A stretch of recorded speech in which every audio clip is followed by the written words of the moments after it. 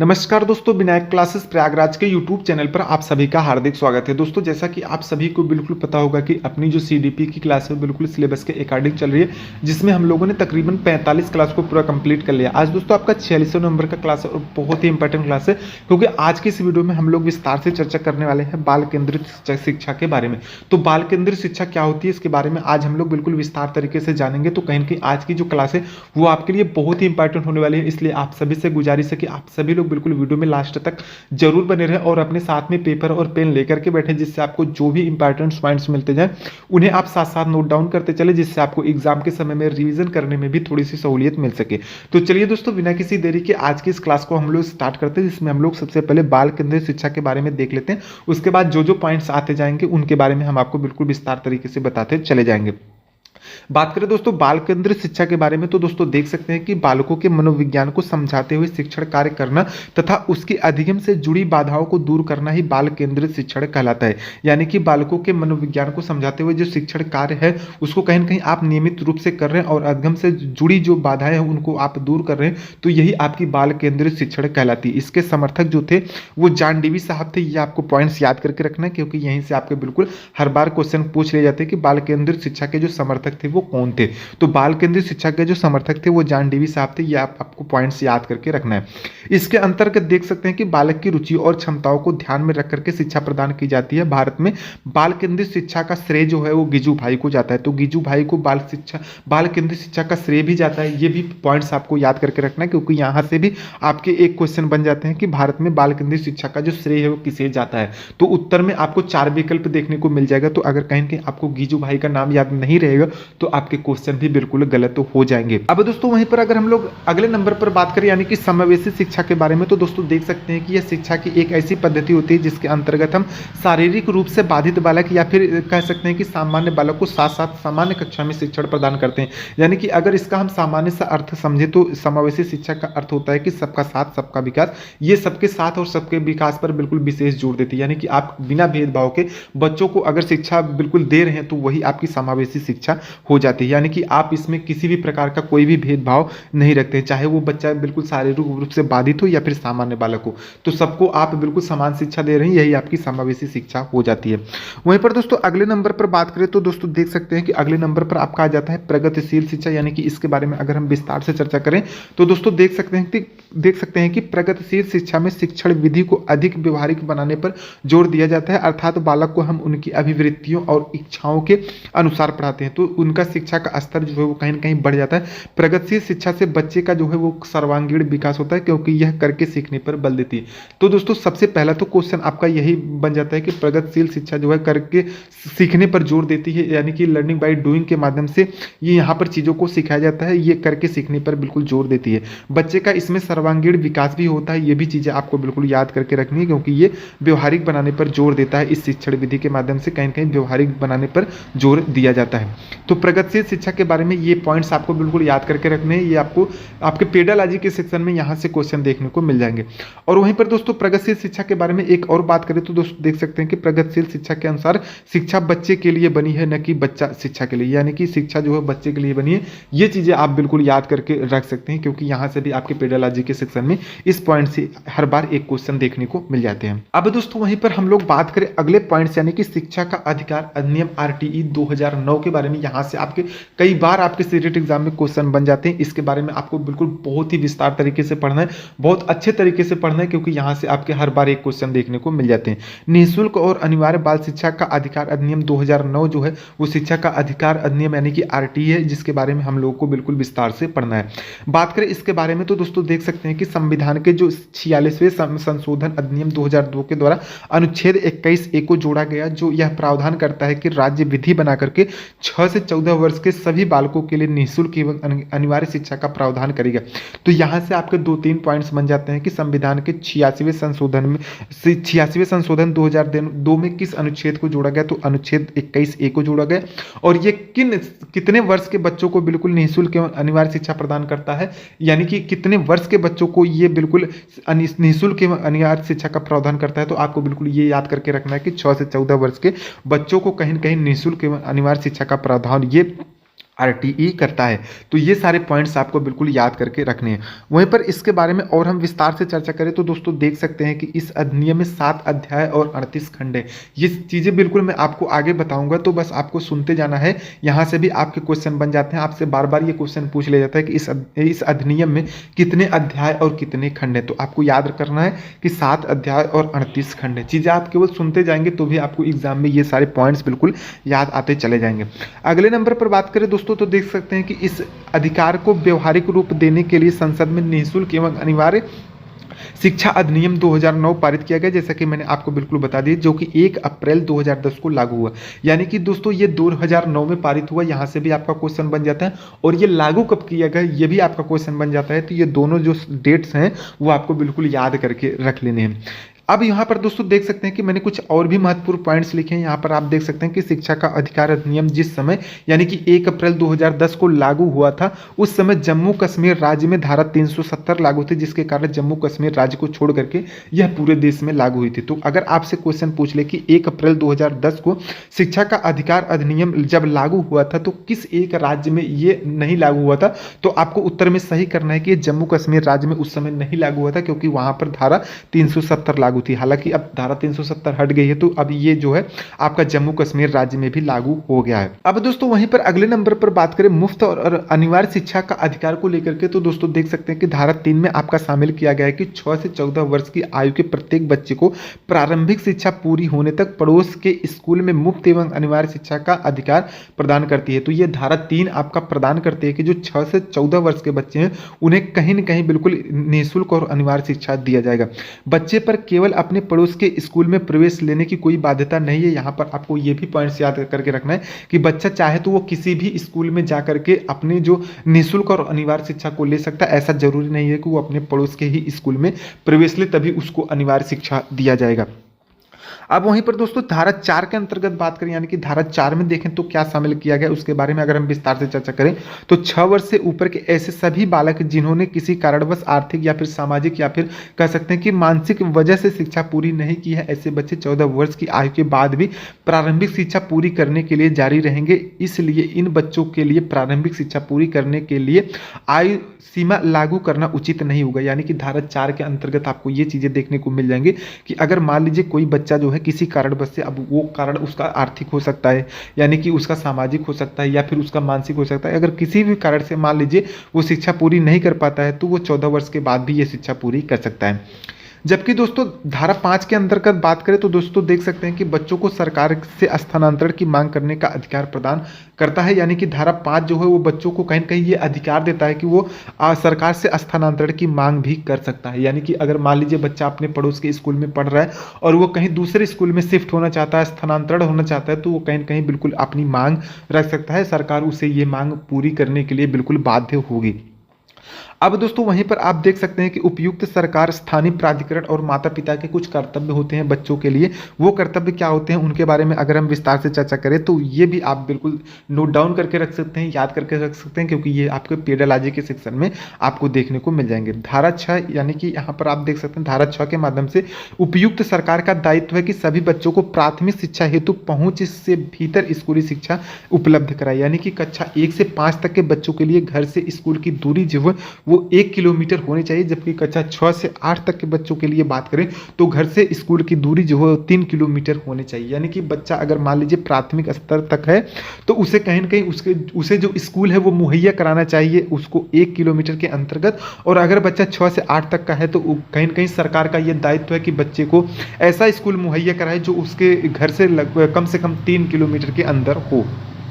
अब यहाँ पर आप देख सकते हैं कि कुछ यहाँ पर और भी चीज़ें दी हुई हैं, यानी कि कठिन भूभाग वाले स्थानों पर जहाँ भूस्खलन हो, बाढ़ हो, सड़कों की कमी हो या फिर सड़कों का खतरा हो, तो वहाँ पर ये छूट बिल्कुल नहीं दिया जा सकता। यानी कि वहाँ पर अगर मान लीजिए 3 किलोमीटर से ज़्यादा दूर पे स्कूल है तो वो वहाँ पर बिल्कुल सरकार बाध्य नहीं होगा कि कहीं न कहीं उसे 3 किलोमीटर के अंदर स्कूली शिक्षा प्रदान करे।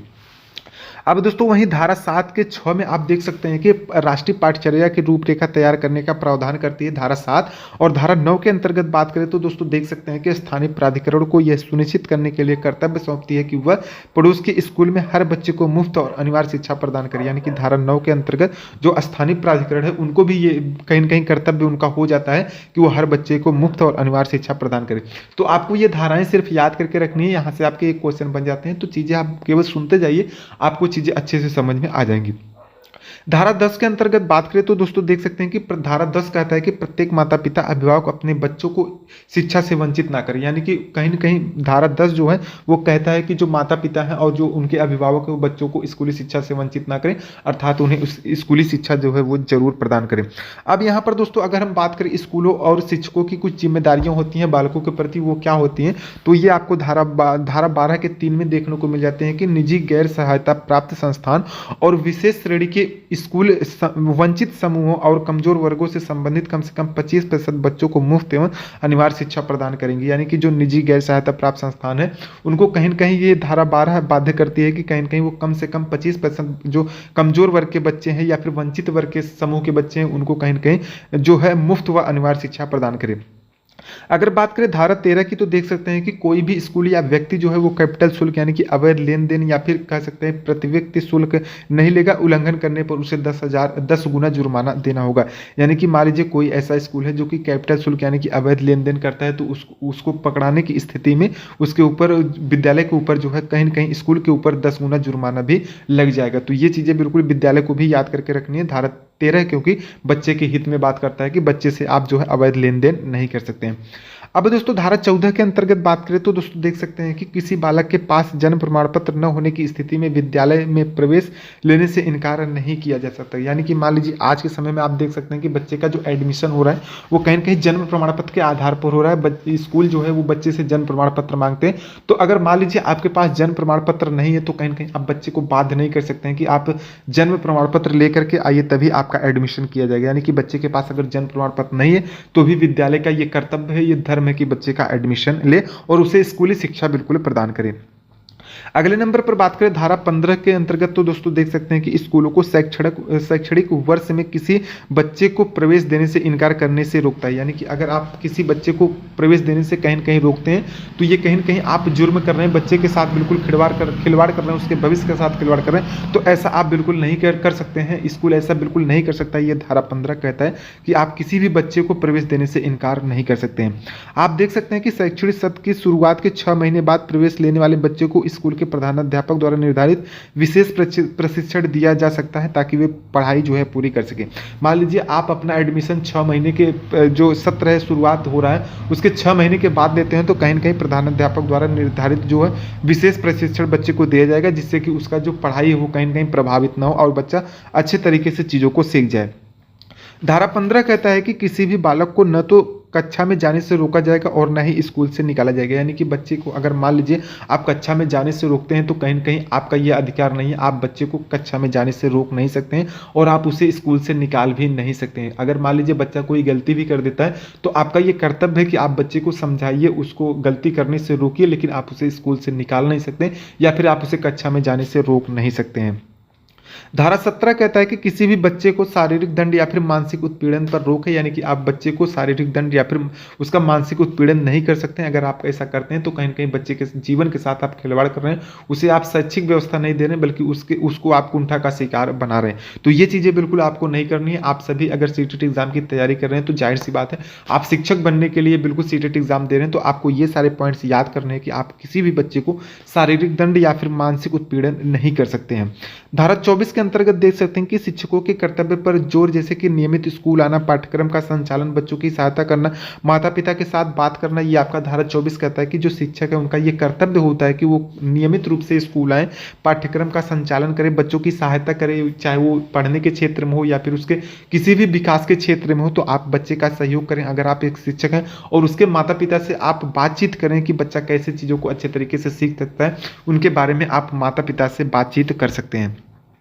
अगले नंबर पर दोस्तों देख सकते हैं कि धारा 27 आपका कहता है कि शिक्षक को गैर शैक्षणिक कार्यों में नहीं लगाया जा सकता है। यानी कि अगर आप मान लीजिए कुछ जैसे जो जरूरी काम है, जैसे मान लीजिए आपका जनगणना हो गया, चुनाव हो गया, यानी कि और आपदा प्रबंध हो गया इत्यादि को छोड़ करके आप शिक्षक को गैर शैक्षणिक कार्यों में नहीं लगा सकते हैं, ऐसा धारा 27 कहता है। क्योंकि यहाँ पर अगर आप शिक्षकों को कहीं न कहीं गैर शैक्षणिक कार्यों में लगा देंगे तो बच्चे का जो शिक्षण विधि है, शिक्षण सामग्री है या फिर शिक्षण है, वो कहीं न कहीं बाधित हो जाएगा, रुक जाएगा।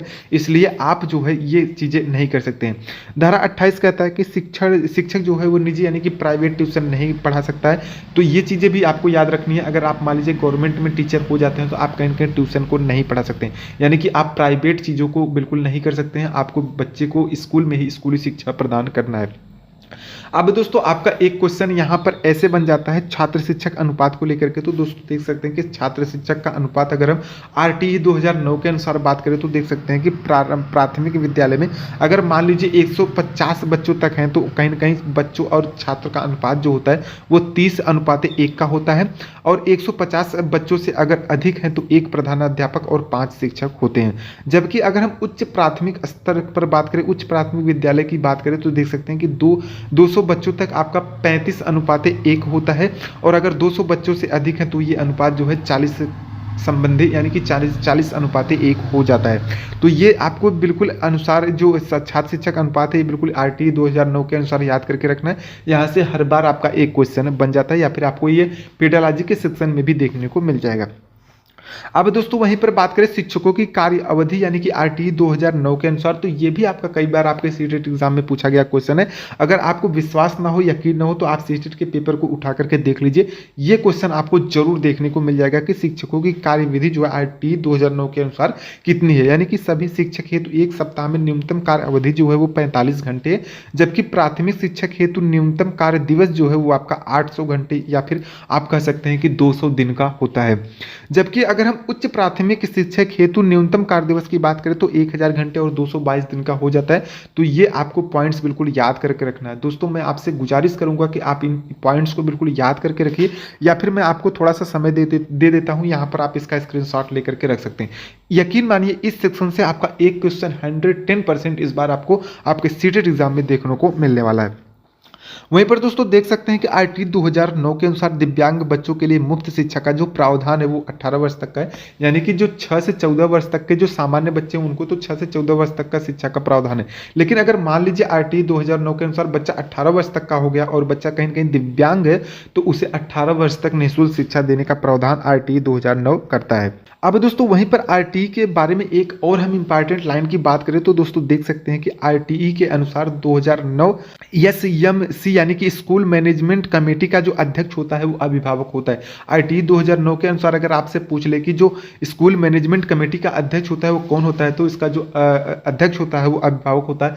ये चीजें बिल्कुल आपको याद करके रखनी है, नोट डाउन करके रख लेनी है। भारत जो है शिक्षा को मौलिक अधिकार घोषित करने वाला 135वां देश बन गया है। ये चीजें भी आपको याद करके रखनी है क्योंकि यहाँ से भी आपका हो सकता है कि इस बार क्वेश्चन देखने को आपके सीटेट एग्जाम में मिल जाए। तो दोस्तों उम्मीद करते हैं कि आज की वीडियो जो है आपको बहुत ही अच्छी लगी होगी, क्योंकि मैंने बहुत ही अच्छी तरीके से बिल्कुल आपको बताने की कोशिश की है आरटीई 2009 के बारे में, प्रगतिशील शिक्षा के बारे में, बाल केंद्रित शिक्षा के बारे में और समावेशी शिक्षा के बारे में। उम्मीद करते हैं कि चीजें आपको बहुत अच्छे से समझ में आ गई होंगी। यदि आपको चीजें एक बार में समझ में ना आई हो तो आप इसे 2 बार 3 बार देखिए, चीजें आपको बहुत ही अच्छे से समझ में आ जाएंगी। कल की जो अपनी क्लास होने वाली है वो कहीं ना कहीं प्रमुख शिक्षा समिति और शिक्षा आयोग को लेकर के होने वाली। यहाँ पर देख सकते हैं कि मैंने इसे भी बहुत ही विस्तार तरीके से बिल्कुल लिख लिया है। कल की जो अपनी क्लास होने वाली है इन्हीं के बारे में होने वाली है। तो आप सभी से बिल्कुल गुजारिश है कि आप सभी लोग जो है चैनल को सब्सक्राइब करके रखें, जिससे कल की जो वीडियो हम अपलोड करें उसकी सूचना आपको तुरंत मिल जाए। तो दोस्तों उम्मीद करते हैं कि आज की वीडियो आपको बहुत ही अच्छी लगी हुई। वीडियो अच्छी लगी हो तो वीडियो को एक लाइक जरूर कर दें, वीडियो को ज़्यादा से ज़्यादा अपने उन दोस्तों के पास शेयर भी कर दें जो आपके साथ सीटेट एग्जाम की तैयारी कर रहे हैं। और अगर आप चैनल पर नए हैं तो चैनल को सब्सक्राइब भी कर लें, क्योंकि यहाँ पर ऐसी ही वीडियो आपको हर रोज देखने को मिलती रहेगी। दोस्तों पूरा वीडियो देखने के लिए आप सभी का बहुत बहुत धन्यवाद। मिलते हैं किसी नए वीडियो में किसी नए टॉपिक के साथ, तब तक के लिए नमस्कार।